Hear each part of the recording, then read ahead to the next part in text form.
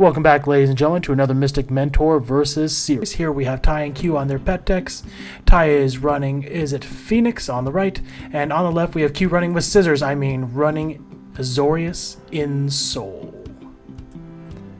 Both players are on a mulligan to 6. Q plays Seachrome Coast into Gingerbrute, slaps Ty for 1. Ty decides to play a land for the turn and plays Spirebluff Canal. Looks over his hand, gets up and leaves, and now we're back with life totals. Q comes in with the second Seachrome Coast, decides to deploy a Skrelv, I believe, to the field. Yes, that is a Skrelv, and then he slaps in with the cookie for 1. Ty takes it happily, and then decides to consider at the end of his turn. Tossing a Phoenix into his yard, Ty then looks over his hand one more time, and then decides Spikefield Hazard in land mode will be his play for the turn. Q takes his turn on back with an active Skrelv and a Hungry Cookie. The cookie gets in for more damage. Ty takes 1, and then decides that he's going to consider once more. After all this thinking, Ty decides to untap with his lands, and then plays another land for the turn, Riverglide Pathway, deploying Thing in the Ice and preparing the Lobster to leave the freezer using the spells in his hand. 4 ice counters to go. Currently, Q is going to play Michiko's Reign of Truth, whose backside we believe to be the Mona Lisa. Q thinks over his turn for a moment, decides that once again he will attack with the cookie. After the pump from Michiko's Reign of Truth, Ty Fiery Impulses the Skrelv, and then takes his turn, taking a frozen counter off of the Lobster, and then he's going to look at some pieces of the puzzle, taking another counter off the Lobster, leaving at 2 frozen counters.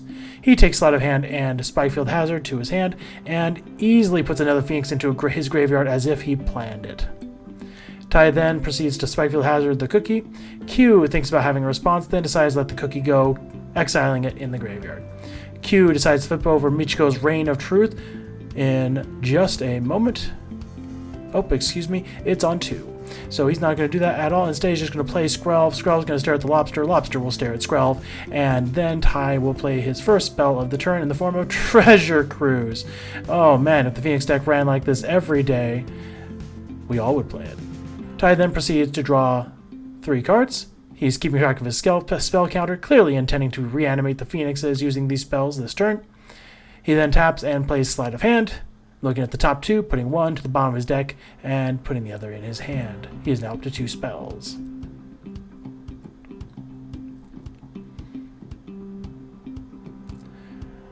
After making his decisions, Tyler decides to go ahead and play a Lightning Axe, getting rid of a 3rd Phoenix.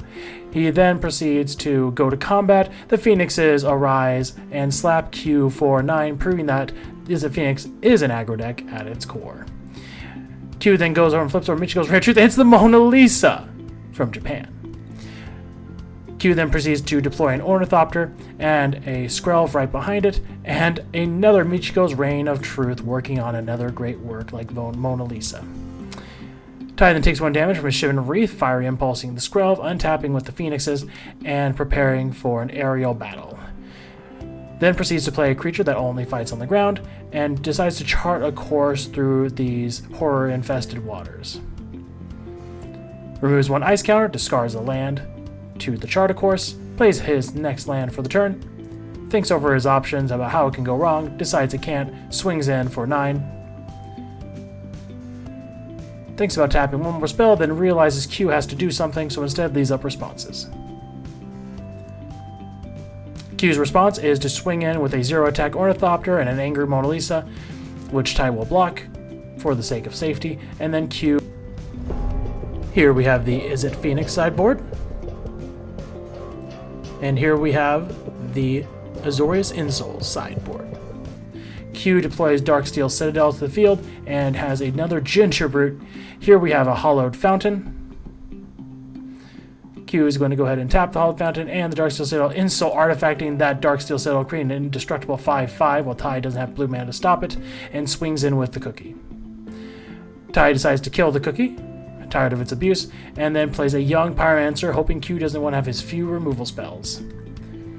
Q then proves he doesn't have one of his few removal spells by instead beginning to paint the Mona Lisa. However, he does pump up the Darksteel Citadel and getting it for 8 whole damage.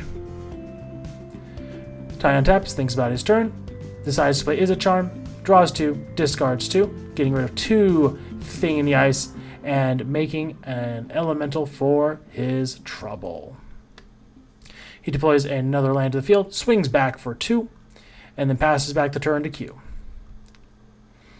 Q plays Mycosynth Gardens into another Mona Lisa in the making, pumps up that indestructible Darksteel Citadel for what would be a lethal attack, portable holes the token to make the lethal, and Ty has the Consider. The Consider then makes another blocker. No, Ensouling your artifact does not give it trample. Ty just blocks it easily as if it was nothing at all, and then proceeds to go to his turn. With his 2/1 Pyromancer at the ready, Ty will consider once more, discarding pieces of the puzzle, making it an elemental. He will then go ahead and Treasure Cruise. Oh, it's all on plan. It's all rolling speed. Some even say we're on cruise control. He then makes more elemental tokens, swings back at Q for 2 more, since he has several blockers on the back end. Q then untaps. The Mona Lisa is freed. Michiko is here for battle. And Q counts up his artifacts to see how much he can pump his Darksteel Citadel that has no trample for. He then plays an Ornithopter, and then plays Rest in Peace, turning off Ty's graveyard. No Phoenix shenanigans. Ty decides to make him pay 2, which would tap down the 5/5 and the land, or let Ty stop the Rest in Peace. Q decides to pay for it, try to turn off Ty's Treasure Cruises. Ty says, okay, that's fine. I'm just going to go ahead and sleight of hand and look at the top of my deck, make even more elementals. For those of you who can't quite see, it appears he is up to now 4 elementals, plus the Pyromancer. Ty decides to go with the most aggressive line possible, very cowboy magic, decides to fire off 2 lightning axes into what was a 7/7 Mona Lisa / Michiko, and then swings back for 5. Q blocks one of the elementals, takes 5, goes to 8. Q untaps for his turn, looks over that field, decides that he really needs to get something going, and portable holes that young Pyromancer. However, the elemental army is still here and still a threat to his life total. Q then remembers that he should have flipped that Mona Lisa over and plays Michiko to the field. Second Michiko, but is it a fake? Ty then proceeds on his turn to play a Lobster and has 4 frozen counters on his Thing in the Ice. Q then goes ahead and takes his turn. He plays Mirex, hoping to create some tokens himself. Ty proceeds to Fiery Impulse the Ornithopter to prevent some sort of Michiko lethal or some sort of scissors attack in the air. Then he proceeds to put the pieces of the puzzle together. He looks over his hand, decides to take an Abrade, as well as a Fiery Impulse. More removal, and the Abrade is especially good here since everything in Q's deck is an artifact. Ty then plays Spire Bluff Canal for the turn.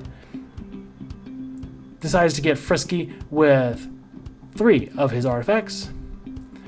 Q makes a Phyrexian Might in response, however the little toxic token cannot block these attackers, and Q ends up still taking 2.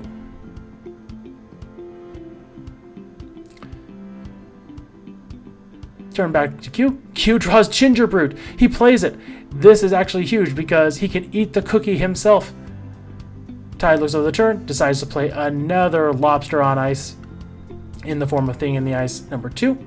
Q is disturbed by the number of horrors that are on this field. You could say it's horrifying.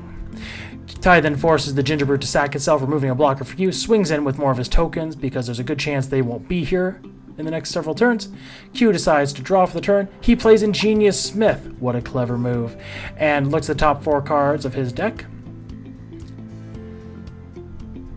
He decides to grab another portable hole. For a deck that has almost no removal besides these portable holes, he's sure hitting them on time.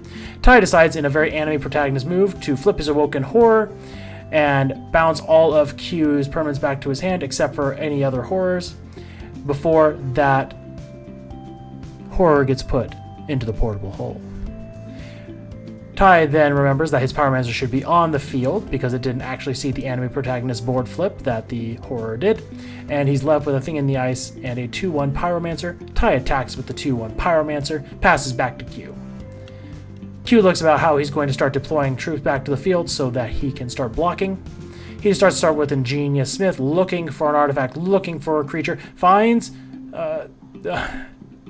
neither. He finds Darksteel Citadel. Not great here.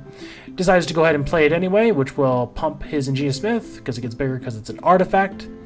He then plays Patchwork Automaton, and passes the turn back to Ty, hoping that Ty doesn't draw gas. However, Ty does the exact opposite, finds pieces of the puzzle, triggers both of his creatures, looks for 2 spells, finds 2 spells in Brotherhood's End and Izzet Charm. Brotherhood's End's going to do it.